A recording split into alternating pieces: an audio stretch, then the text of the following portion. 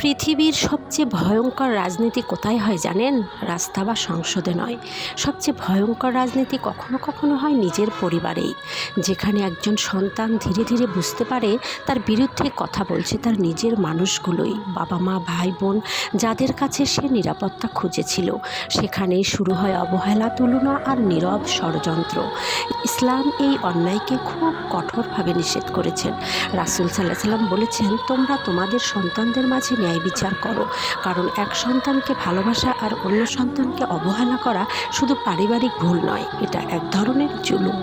কিন্তু যদি কোনো সন্তান সত্যিই এই রাজনীতির শিকার হয়ে যায়, তখন তার প্রথম কাজ নিজেকে ধ্বংস হতে না দেওয়া। কষ্ট থাকবে, অভিমান থাকবে, কিন্তু চরিত্র নষ্ট করা যাবে না।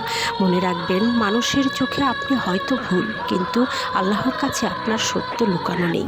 অনেক সময় পরিবার আপনাকে দূরে সরিয়ে দেয়, আপনার কথা কেউ শুনতে চায় না, কিন্তু আল্লাহ সব দেখেন। আর ইতিহাস সাক্ষী, যারা অন্যায় সহ্য করে ধৈর্য ধরে, একদিন তারাই সম্মানের জায়গায় দাঁড়ায়। তাই যদি কখনো নিজের পরিবারেই একা হয়ে যান, তাহলে একটা কথা মনে রাখবেন, মানুষের রাজনীতি সাময়িক, কিন্তু আল্লাহর বিচার চিরন্তন।